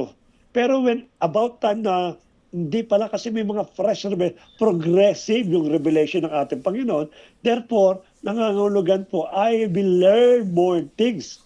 Makikita mo na lang na yung palang knowledge mo ko, konti pa lang. So, never conclude something that is never God put a period. Hindi po dapat ganun. Dapat po, lagi kayong open kung ano po ang sinasabi at kung ano po pinaliliwanag po ng Bible. That's a time that people will learn and that's a time that people can really interpret the Bible correctly.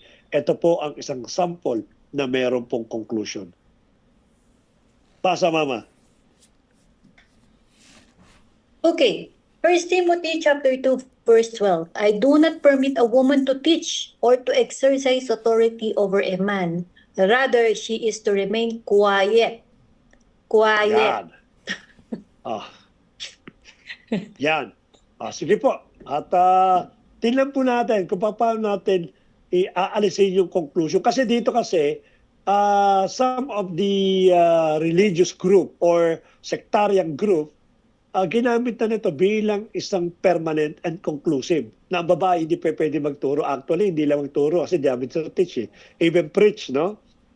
Though the Bible never mention about preaching, but rather teach, ang sabi po doon. Hindi raw pinipermit, sabi ni Pablo, mag-exercise o mag-exercise authority over a man.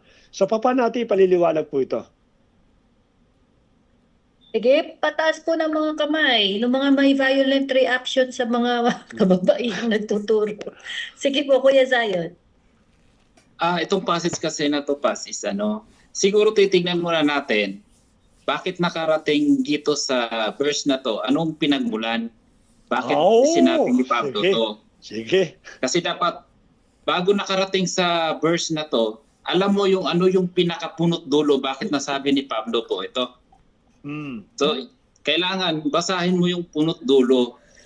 Ito nga yung sinabi mo kanina, isinulat ni Pablo to as a conclusion. Kasi dapat, hindi naman talaga dapat Kasi nga, di ba, bakit nga ba sinabi ni Pablo to na hindi pwede, walang permit yung mga babae na magsalita, yung mga lalaki lang? Kasi during that time, wala talagang power yung mga babae. Wala silang kaya yung mga lalaki lang ang pwedeng magiging, ano bang tawag nito? Nasa dulo ng dila ko, hindi. Kaya yung siguro pas, yung ko na lang is, kailangan natin i-verify bakit nakarating dito sa verse na to. Okay. Okay. Meron pa akong Magandang- dyan. Sige. Sige. Sige po. Sagot po muna sila. Tingnan mo sa Everyone. Corinthian. Corinthian. Ano yung sa Corinthian, Kuya Nori? Kuya Nori, hindi ka naman galit, Kuya Nori. ha? Sa pagkaalala ko lang, tingnan mo sa Corinthian, pwede na ang babae mag-preach. Pwede daw babae mag-preach sa Corinthian. Tama nga naman. No. Sige, so nangangulugan, Kuya Nori, parang may conflict. Dalawa, no? Magkaiba. Opo. Sige. Palawakin natin mamaya yun. Sino pa, Mama? Wala na po. Okay. So wala Kasi na. pag sumagot Normally- ako, baka sabihin, justify ko yung pagtuturo ko. Sige. Normally po, etong 1 Timothy chapter 2 verse 12, kinagamit po ito bilang matibay na ebidensya na ang babae daw po ay hindi pwedeng magturo at hindi pwedeng mag-preach at lalong hindi pwedeng mag-exercise ng authority over a man. Pag sinabi natin mag-exercise ng nangangulugan, hindi pwedeng umawak ng iglesia. At marami po nagpa-practice po niyan. They are all body of Christ. I'm not saying these people are wrong. No? Sabi nga natin, may mga Bible reference sila at pinakano niyan, may mga ginagamit din sila mga cross-reference. And of course, we never conclude that they are wrong. Pero ang ginagawin po natin dito, tama yung bilangit ni Kuya Zion, aaral natin. At anyway, yung 1 Timothy chapter 2 is up to 15 verse lang po yan. So babasahin natin yung buong chapter upang sa ganung contextually makita po natin kung ano po ang dahilan. Ang usapan ba dito ay talagang babae sa chapter 2. No? Kasi babae na highlight So nangangulugan, iisipin mo, ang context naman dito ay patungkol sa babae. Now, unang-una, when you try to read 1 Timothy chapter 2, the whole verses po nito up to 15, the context is not about the woman. The context is about the safety or the salvation of all human being. Yun ang pinaka-context niyan. Pagka gumamit ka ngayon ng konteksto, ito po ang tinuturo po natin, no? Para po pagka-application din po sa inyo, para malaman po ninyo. Hindi lang po sa 1 Timothy chapter 2, kundi the rest of the verse na medyo malabo sa inyo, gagamitin din po ninyo. So nangangahulugan po, in the context itself, hindi babae pinag-uusapan. So yung babae dito, nasingit lang. Para sa akin, nasingit lang. Kasi bakit? Hindi naman yun ang pinag-uusapan. Ang usapan ni Pablo dito, kung paano maligtas ang lahat, maging servant of righteousness. Kasi yung gusto niya ayaw niya maging servant of sin o unrighteousness, but become servant of righteousness. Yun ang pinakaano po niyan. So, binasa niya verse 1 hanggang verse 8. No? Ando doon po yan. Pagdating ng verse 9, up to verse 12, anto sa 12 na ito, napasok po yung babae. Naisingit. Bakit po naisingit? Sapagkat may nasabi si Pablo na maaaring related sa babae. No? Yung verses 9 to 11, kaya maganda binanggit po ni Kuya Zion. Let us read before na dumating tayo sa 12. Kasi para malaman po natin. Kasi kung i-isolate ko lang ito, tama yung ibang naniniwala na hindi pwede patuloy si pastora. Patagin na si pastora mag-preach at sa mag-teach. Kasi sabi sa 1 Timothy chapter 2 verse 12. But when I read everything, yung palang sa verses 9 to 11, Paul emphasized for woman's decency. Pinasok niya pala yung mga babae na dapat decent siya. Sabihin, pagdating sa church, dapat decente ka. Pag sinabi mong decency in general, sa pananamit, sa pananalita, sa mga alahas, sa sapatos, etc., sa muka, sa buhok, lahat yan decency. Diyan niya pinasok ngayon ni Pablo yung pong babae. Verses 9 to 11. No? Then, pagdating po doon, he warned also, sabi niya, pagdating sa 12, he warned them to learn quietly. Manahimik kayo. Diba?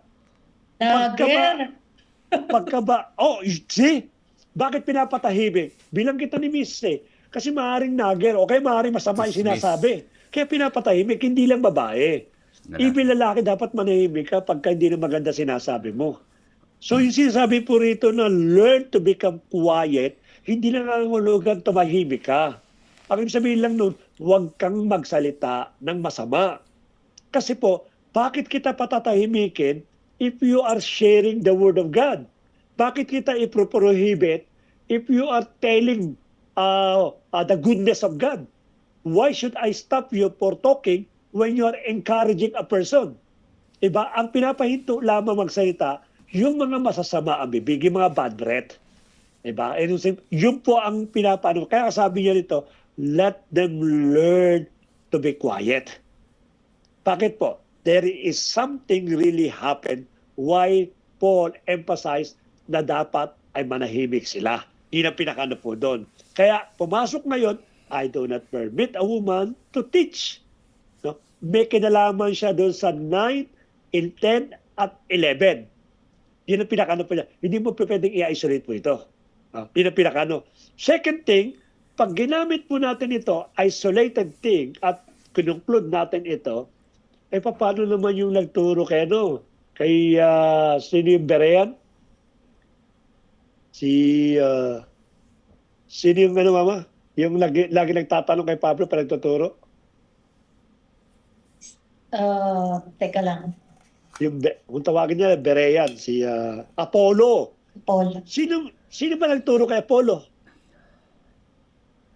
Si Luis. Babae yun. Imagine mo, Apollo is one of a doctrinal theological. Natano po yan. Pero nagturo si Luis. Babae. Lola niya. Diba? Sino ba ang nagturo kay Timothy? Itong sinusulatan niya. Lola, nanay. Nanay at lola. Hindi tatay at lolo. Nanay at lola nagturo kay Timothy. Hindi niya nakuha yung kanyang knowledge about the Word of God sa kanyang tatay, sa kanyang nanay, sa kanyang lolo. Sa lola niya at sa nanay niya. So how come that there's something contradict etong si Pablo sa sinasabi niya doon sa Corinthian, na pinanggit ko kay Nori, at sinasabi niya sa 1 Timothy. If that will be your question, pumasok tayo sa question, di ba? Yung sabi nga natin na active questioning. Therefore, sandali, mukhang may something wrong dito. I have to dig more. Bakit niya sinabi ito? Then that's the time bakit natin malaman yung pagkakasulat ni Timothy o ni Pablo kay Timothy noong 12, bakit niya hindi pinermit yung babae na magturo. And second also, let us remember, bilang kita ni Ate Rona ito. Sabi nga sa inyo, if you dig more sa 1 Timothy, you will learn, ito pa lang si Timothy, nagtuturo anong church? Kasi pastor yan eh. Ano, saan? Corinthians. Ephesus. May goddess na si Diana. Yun. Meron palang goddess doon babae. Na itong mga babae pala nito, masyado lang so much attached doon sa goddess. Sino yung goddess na babae? Diana. Si Diana Athena. po. Sino pa? Si Diana po. Si Diana. Masyado silang attached doon kasi may kanalaman yung babae doon sa pagiging goddess of si Diana. So nangangahulugan sa Ephesus na pa-practice nila yun. Kaya hindi sila pinipermit ni Pablo na magturo. Marami pong klase ng pagko-correct o pag-check itong 1 Timothy chapter 2 verse. Kinamitan lang po natin ng custom, kinamitan lang po natin ng contextual, pero if we try to use lot of things, no? Dispensation, yung tao, kung ano yung sinabi, bakit niya sinabi, ano ba yung setup ng during that time, then malalaman po natin na hindi ito ay talagang literally na pinoprohibit po ang babae na magturo. Kaya si Pastora, congratulate po natin, pwede kang magturo sa Jesus the Great I Am. Yung pinakano po dyan. Pwede gusto mag-aawit eh. Ha? Mag-aawit. Bawal na yun. Bakit So ang naman? method po ginamit natin, ito, hindi pala, contextual, Paul concerned about the safety of all human beings. Ito talaga yung pinaka-main theme nito. Yung safety ng human being, he also observed obedient to all authority. Yan ang context niya. No? In verse 9 to 11, pinanggit ko na po yan, decency, no? At of course, yung ginamit natin na costume. This is an Ephesus church known for idolatry, especially yung mga babae po ang pinakano po dyan. So, maliwanag po kung paano natin tinutama at kinokorek, pinapaliwanag ang Bible verse. Sumunod po tayo.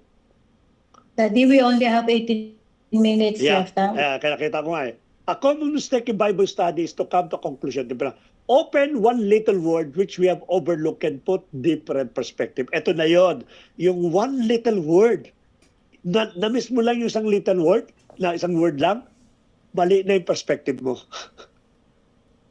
Kaya kinokorek natin lahat, upang sa ganon, tayo po ay matuto na mag-interpret. In John 3:16 does not say, God loved the world and gave His Son.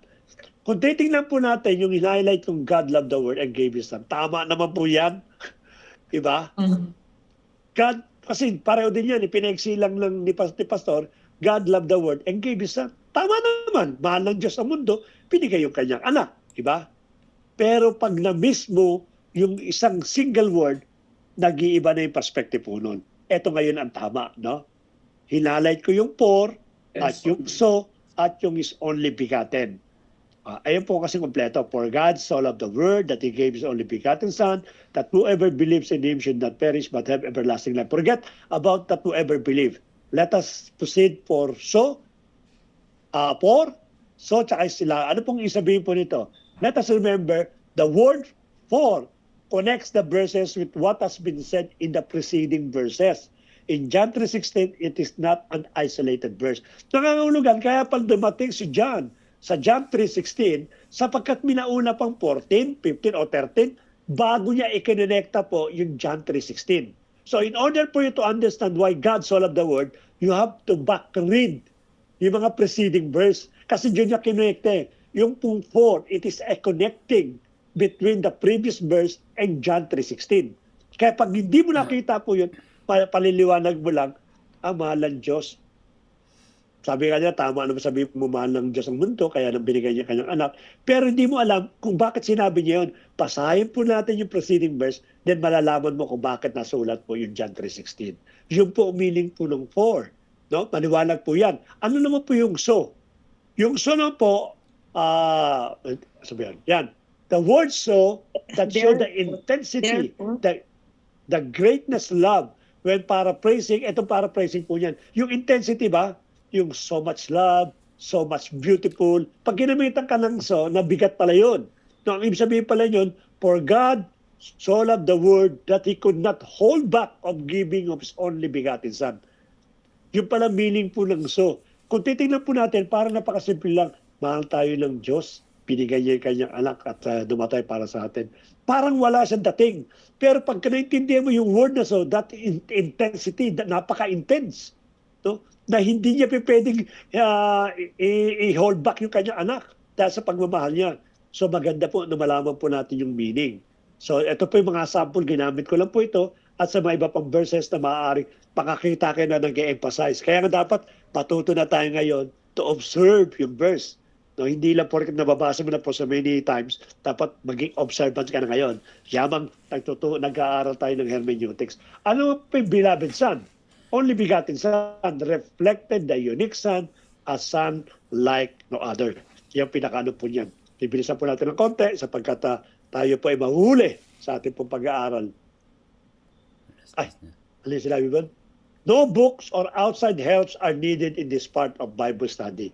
Only the Bible, pen, and paper are needed. Sabi nga po dyan, it is let the scripture explain the scripture. Interpret. Or interpret the scripture.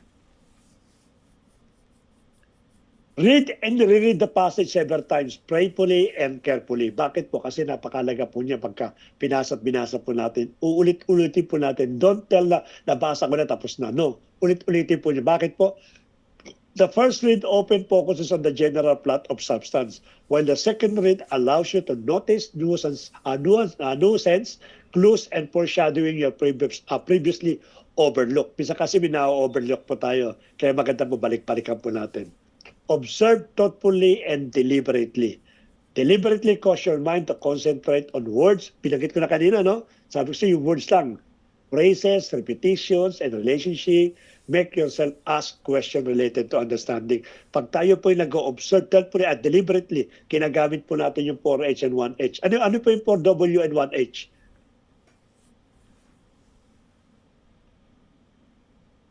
Ano po yung 4W and 1H? Dapat alam niyo po yan. What, when, why? Ayun. How? And How? how? Yan ang gagamitin po niyo para makapag-observe kayo nun thoughtfully. Okay? Ooh. The best learning in Bible study is to write down all fresh revelation. Huwag niyo kalimutan po yan. Write down all your revelation. Illuminations and definition. This will be our future reference. Tingnan po niyo, no? How to observe. Tingnan po natin. Bibigyan ko po kayo panibagong sample o bibigyan ko ng pattern para po matuto po tayo sa pag-observe. Ito po, ang table. Kukuha po tayo ng, actually nasira yung ano eh, kukuha tayo ng scripture passage, no?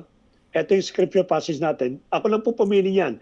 Yamang yung ating pong text, ito po yung 2 Timothy chapter 2 verse 15. Do your best to present yourself to God as one approved, a worker who has no need to be ashamed, rightly handling the word of truth. So after reading the scripture or after choosing the scripture, napili mo na po nyo, ano po yung observation po niyo? Dapat may observation kayo. Hoy, ito i-exhort ko. Ano po yung mga observation ko dito? Number 1 observation, yung pong present to God. Ano ba yung magiging present to God? Paano ko ba ipipresent yung sarili ko? Diba yung pinakano dyan? Tapos, tinawag din po dito yung worker. Kukuhain po natin, sabi, approved a worker. Sabi po dyan eh. Pangatlo, yung approval. Ano yung approval ng Lord? No? At rightly dividing the word of truth. Etong apat na ito inobserbahan mo rito, which is related po yan. Hindi ka mawawala sapagkat within the verse and also it is mentioned. It's also contextually, ito yung mga observation po ninyo. So after the scripture passage, may observation ka. This is very effective when you're making an exhortation. Ha? Maganda po ito. After makita mo observation, magkakaroon kayo ng active questionings about the meaning. No? Active. Kasi ito yung observation mo na words eh. Ngayon, ang unang mong tatanungin, how to present myself to God? Paano ko ba i-present? Ang sabi kasi, present daw eh. Paano? Marami kasi nagpipresent. Yung bang aatin lang ako sa Bible study? Yung bang pagpapasikat lang ako kay pastor? Yung bang pagpapakita lang ako na marunong ako? Tapos na Bible school? Ito pa yung mga present ba ito? Tama ba ito? O sasabihin ko lang sa Lord, Lord, obedient naman ako. Ito ba yung magpipresent ng sarili mo? Then because you want to know the answer, magdidig ka ngayon. Lalaliman mo ngayon, then you know, nagkakaroon ka na ng exhortation. Pinapaliwanag mo na sa amin kung paano ipipresent yung sarili. Diba? By means of these 3 steps, scripture passage, observation, question about meanings. Hindi mo kinakailangan sagutin lahat po ito. If you want some exhortation, take 1 word lang po. About present yourself. Yun lang po ang exhort po ninyo. But if you can do more, and with a little short time, maganda rin po yan. The second question is, are all worker of God? Yung bang mga ibang sectarian, ibang religion, katulad ng Roman Catholic, sila ba ay mga worker ng ating Panginoon? Kasi sabi dito, a worker that needed not to be ashamed rightly. Sino ba itong mga worker na ito? I am a worker of God. Diba? Ito yung mga tanong na ito, which is sometimes personal, pagkakaroon ka ngayon ng idea, let me search the Bible if really I am the worker of God. Kasi kailangan na maging worker tayo ng ating Panginoon. Why need approval? Kasi kailangan ng approval. Diba? Basta natuto ko, nagbasa ko, napaliwanag ko, nag-aral ako ng theology, nag-ano ko ng dictionary. Ayos na yun. Bakit kailangan ng approval ng ating Panginoon? Kasi sabi dito, ina-approvean daw ng Diyos eh. Diba? Then, you start again digging. And lastly po, is there any teachers teaching falsely? Sapagkat rightly divide the word of truth. May mga teacher ba? Lalabas lahat po yan. At makakabuo po tayo ng exhortation po natin. Yan po yung steps na ginagawa ko po at madalas maaaring ginagawa ng iba in order to expound a one Bible verse. Pinaka na po yan. So ulitin po natin. What to observe? One is purpose. The author's primary purpose in this book of passage. Author niya, words and terms. Pinanggit ko na kanina, yung mga for, so, mga word and terms. Structure. How he has arranged his material to convey message. Makikita yung structure, kaya pakikita ko sa niya. Literary form. The type of literature used the author to emphasize this message. Pinanggit na kanina, hyperbole, meron siyang symbolical, figurative, at marami pang iba. Yan yung mga literary form. At yung atmosphere, siya ba'y galit? Siya ba ay natutuwa? Siya ba ay mataas yung kanyang papuli? Ito ba ay kinakala argent? Siya ba ay anong klaseng atmosphere ang ipinakikita po ng author nito sa kanya pong sulat? So, gamitin po natin itong lahat na ito. Purpose, word and term, structure, literary form, and atmosphere. Matthew chapter 6 verse 33. But seek first the kingdom of God and His righteousness, and all these things will be added unto you. Ano po purpose ng Matthew chapter 6? Dato nag-expound na po tayo, no? Ano po purpose ng Matthew 6:33? Unahin natin si God. Seek God first. Ha? To seek. To seek. Ano pa? Ha? Kingdom. To seek. Anong gusto palabasin ni Matthew sa 6:33 niya? Anong God purpose siya first. batas nila to? Ha? Prioritize the kingdom of God and His Prioritize the righteousness. kingdom of God. Ano pa? And be righteous. Be righteous. Hindi ba ang purpose niya ito? To counter anxiety. Kasi kung titignan mo yung verse yan, mga anxiety yan eh. Ano ba? Ano susunod ko? Ano bang gagawin ko? Ano ba? To counter Yung the anxiety. kakainin ko. Ano kakainin ko? Anong ano ko? Marami sinasabi. Kaya ito counter the anxiety. Ito purpose ngayon ni Matthew. Para mawala anxiety mo. Matthew 6:33. Ano naman yung words and terms na ginamit dito na nag-highlight? Kingdom. Bilang kita ni Kuya Nori yun eh. First, Yun. 6 Seek first the kingdom of God. That is the word and terms. No? Para mawala anxiety mo, kinakailangan yung word terms. Seek first the kingdom of God. Yun ang pinakano po dyan. Ano ba yung structure dito? His righteousness. Ang structure niya, tingnan po ninyo, no? Para pwede yung gamitin. Ang structure niya, it is a command. It is not an option. It is not a please. It is not a statement. It is a command. But seek first. Yan ang pinaka-structure po na ano.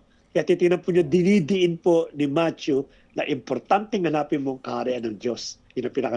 Ano po yung literally form ng Matthew 6:33? It is a conditional promise of if, and then. Kung itong ginawa mo if, ito ngayon ang mangyayari sa'yo. That is the literally form nitong nito. Diba? Pakikita po natin if and then. Kaya sa magitan po nitong pakita ko na ba ng huli, yung atmosphere. Confidence in divine provision, urgent trust, liberation from fear, and tranquil. So pag ginamitan ko po nitong purpose, word and term, structure, literary form, atmosphere, then I can make my own exhortations. So magitan po ng Matthew chapter 6, verse 33.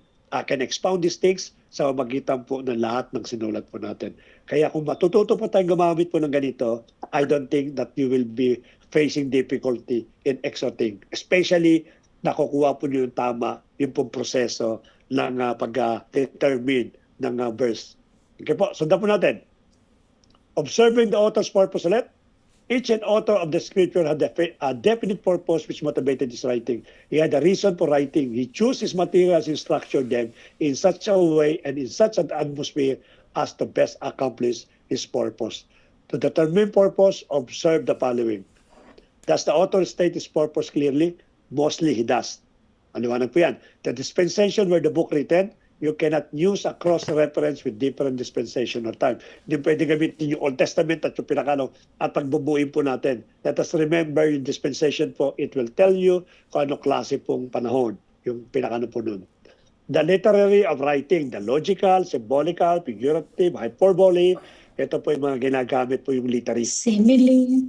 Simile, parami pa po yan, pag-aarati yan. What the readers are exhorted to do and not to do, to be and not to be. Yun ang pinakano po niyan. Ibisa ko po ng konti sapagkat wala na po ang oras. Determine purpose net of the following reasons, result, cause, and effect, purpose, and proofs, repetition, progression of thought, list of items, and focus on the writer and the readers, their need, problems, and circumstances. Ito po ngayon, ang ating pong practice kanina. Aside sa tatlo, no, ito mayroon 7 rito. Pero kung tatanungin nyo, let us start on the 3. Pakikita ko pa sa inyo. Pero in other option po, I can do also the Bible verse sa ganito pamamasa, author status purpose. Romans 6:23. Ano po, basahin ko muna. Romans 6:23, for the famous po ito, for the wages of sin is death, but the free gift of God is eternal life in Christ Jesus our Lord. So ano po ang author ng status purpose? Slave into righteousness. Hindi ko na naayos po, no? Siya na po kayo. Wait, ha? Papakita ko po sa inyo. Hindi, papakita ko sa inyo mamaya po yung pong siguro sa sunod na kung paano ko ginawa itong Romans 6 base, itong 7 na ito. Kasi hindi nyo mababasa eh. Medyo ano siya. Anyway, lalagpasan ko po. Pero ipaayusin ko po yan. Ipakikita ko po paano ko kinuha itong mga writer, mga repetition sa magitan ng Romans 6:23. But let's go back again do sa tatlong pattern. No? Romans 6:23 po ang pinaka-pattern po natin. Ayan. Yung tatlo po. Observation, question. For the wages of sin is death, but the free gift of God is eternal life in Christ Jesus our Lord. So number 1, ang observation ko, ayun palang death, cause of sin. Kaya pala namatay, may kasalanan. But tatanungin natin is, anong klaseng kamatayan? No? Yung gift of God, nabanggit din po dito. One of the highlight. As yung isa po is eternal life in Christ Jesus. Sinama po yun. Then, questions about meanings. What is sin? Kasi gusto malaman kung anong sin. Anyway, mamamatay naman tayong lahat eh. Bakit ko kakatakutan yan? Diba? But what kind of sin that we are mentioning here? Who are the sinner? What death we talk about? No? Dito po, anong klaseng kamatayan to na resulta ng kasalanan? Is the gift of life for me? Sa akin ba yung gift of life? Or how can I have the gift of life? Pag ito po ang sinama po niyo, then you will start writing ng mga sagot po nito. Then makakabuo na po tayo na exhortation and even Bible study na kung saan pwede nyo pong expound yung Romans chapter 6 verse 23. Yun po pinakano po niyan. Ganyan ang paggawa po ng pattern o observation para po makabuo po tayo ng tamang interpretation ng Bible po. God bless po sa inyo and see you next Monday po. Ayun! Although medyo talaga pong kulang pa, no, yung 2 hours para sa pag-aaral natin. Bitin pa ba? Okay. Kulang pa po. But then, nung pong Sabado, nakapag-usap-usap kami kasi sabi nga po ni Kuya Dave, he wanted to continually study the Word of God. Sabi ko, after ng hermeneutics, then mag-per chapter tayo ng Bible at hayaan natin individually yung may capability na to exhort or parang Bible interpretation, gagamitin natin yung hermeneutics. At the same time, para na rin tayong nakabasa ng buong Biblia. Kasi umpisan natin ng Matthew hanggang sa Revelation. Talagay ko yung Revelation kay Pas Bernard na lang yan. No? So, ayan po, no? Para lahat tayo, no? Mababasa na, kasi lahat tayo babasahin natin. Siyempre, chapter 1 ng Matthew, lahat tayo magbabasa niyan. And then, isa lang ang magpapaliwanag kung sino yung naka-assign doon. Then, makakapag-input tayo kung our individual study, paano natin na-interpret yung survey ng Bible na yan. So, yun po, abangan natin yan. After nitong hermeneutics, magtutuloy-tuloy tayo at may i-apply po natin kung ano yung napag-aralan natin sa hermeneutics. Okay? At kanina po, ang example, kasi kanina sabi ni Kuya Dib, talaga si Kuya Dib, napaka-observant. Sabi niya, hindi talaga yung picture magkamukha. No? Sabi ko, actually inask ako ni Pas Bernard na gawin yan. Kaso si AI ayaw niyang ipakita yung gusto ko kasi nga meron silang violence policy na hindi pwedeng ipakita. So ngayon, yun po siguro yung na-come up ni Pastor Bernard na pinaka less violent na pwede niyang maipakita. Ang example ko na lang po ganito. Kanina, dumating kami galing work. Sakto, natulog ako sa kotse. Sabi ko, di matulog muna ako sa kotse para pagdating ko ng bahay magluluto kasi ako. Sige, matulog ka. Pagkalingat ko, dito na po kami nakapark. May nakita ako doon yung tubig sumisirit. Pero nakita ko yung ulo nung nagdidilig, nakatakip doon sa may kotse niya. Pero yung tubig, nakikita kong yung parang sumisilip na pa ganyan. Sabi ko, tingnan mo nga naman daddy, kung makikita mong bigla yan, isipin mo, umiihi yung mama dun sa may puno. Kasi yung angle ng tingin ko, mukha nga naman siyang umiihi, di ba? Minsan napagkakamala natin ganun, yung pala nagdidilig. So by the angle talaga, iba yung nagiging witness natin, iba yung ating ikukwento. So isa pa po, tayo mga Kristiyano, ang tawag sa atin ay witness, witness of the gospel. Witness po, yung pong mga disciple at lahat ng sulat ng Bible sa New Testament, they were called witness. Witness nila yung kamatayan ng ating Panginoong Jesucristo o kung ano man yung naging buhay ni Jesus Christ at isinulat nila yon. So dapat kung tayo po yung mga witness, dapat reliable na witness tayo, di po ba? Kaya po yung sinasabi ni Pastor Bernard, pag nagbasa tayo, hindi lang kung ano yung interpretation natin, kung hindi yung exactong dapat na makita natin. Katulad kanina, pag sinabi ko yung mama umiihi doon, hindi ako reliable kasi mali yung hindi ko check, pero dahil tinitigan kong ganyan, 'di ba? Para naman ako naninilip nito. Tinitigan ko ngayon, dami naman so nagdidilig yung mama. Okay po. Ayun. So, ganyan din po tayo. Wag po tayo agad magja-jump into conclusion, lalo na, di ba, pag bago tayong gumagawa ng message, sa dulo, lalagyan natin conclusion. Kasi pag sinabi mong conclusion, conclusive, yun na yun, no? Yun na yung pinaka-final say mo. Kung paano nilagay mo yung conclusion mo, na mali naman pati yung paliwanag mo. Pag mali paliwanag mo, mali ang magiging conclusion. At maipapasa po natin yan ng mali. Kaya napakaganda ng ating pong pinag-aaralan ng hermeneutics. Maraming salamat, Pastor Bernard, sa katyagaan niya. Actually, kahapon po, kaya kami walang vlog. Kasi paggising niya, pinag-aralan na po niya yung kanyang ituturo ngayon. Hanggang nung oras ka natapos na? Parang tapos magdi-dinner na kami.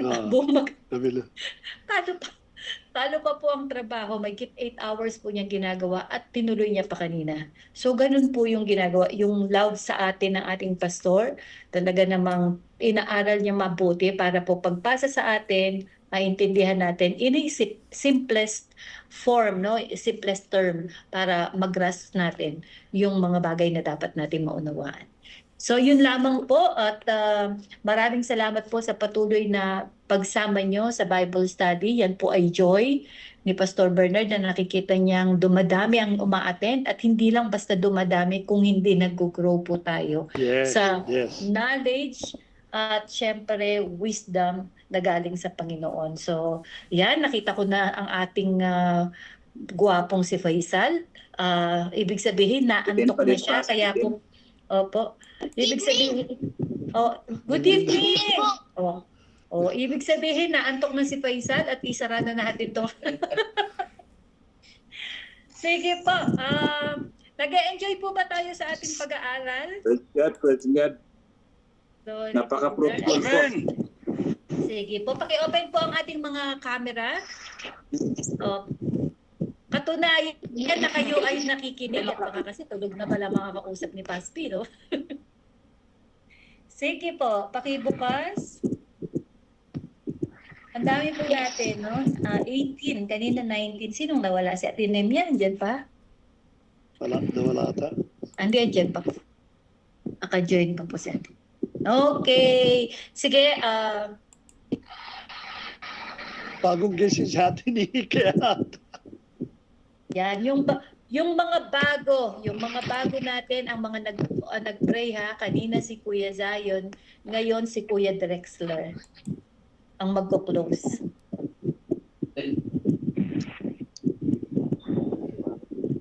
Sige po, Kuya Drexler. Kaya po ba mag-unmute or hindi? Pwede mag-ingay? Yes po, narinig na po ba ako? Opo. Let's pray po. Dear God, it's very night. We want to thank you, Father, for all of the knowledge that have been imparted to us through our pastor, Pastor B. We declare and we pray, Father, that you may continually bless his life and use him greatly for your glory, Ama. Even po, Lord, sa mga natutunan namin tonight, let it be, Lord God, na patuloy po namin ma-apply ito as we go on deeper, Father God, Lord, in studying your words. Allow us, Father God, to grow and patuloy, Father God, Lord, na matuto through your Holy Spirit to lead us, Father God, Lord, sa lahat ng pagkakataon ng buhay. And as we go on, Father God, Lord, sa aming pamamahinga sa gabing ito. Patuloy na ingatan mo kami. Restore our lives, our strength, Father God, Lord, upang magawa ang mga bagay na dapat namin gawin sa araw na bukas. And even, Father God, Lord, maging pagpapala kami sa mga tao aming pong mga kasalamuha sa lahat ng pagkakataon. Salamat po, Lord God, sa iyong kabutihan, biyaya, habag, at sa iyong pagmamahal, Panginoon, hindi kailanman nagmahal sa buhay na at sa amin. Si po Diyos ang lahat ng kapurihan. Pasalamat, pagdilag. Salamat sa Panginoon Jesus. Amen. Amen. Salamat po, Kuya Drax. Amen. Faisal. Po. Good night! Salamat. Good Kuya night po, Ed, good night, good night. salamat. God bless po sa inyo. Good God night, bless. Kuya God Drexler. bless. Nakapag-picture na ba? Hindi May pa. screenshot na ba? Wala pa? Picture muna, Kuya Dave. Sa Thursday ko na lang dalhin yung ano. Oh, wow. Hindi naman kay sige daw po, tapos na daw po Screenshot ang na. screenshot. Bye-bye. Bye-bye, Faisal. Bye-bye, Faisal. See you Friday. Hindi ako nagawa. Kaya ka na. Okay na yan. Hi, Tenika. Bagong gising eh. Hindi bagong gising, antok na, antok na. Ato. Tenika, sige matulog ka na. Bye-bye. Bye-bye po. Thank you po.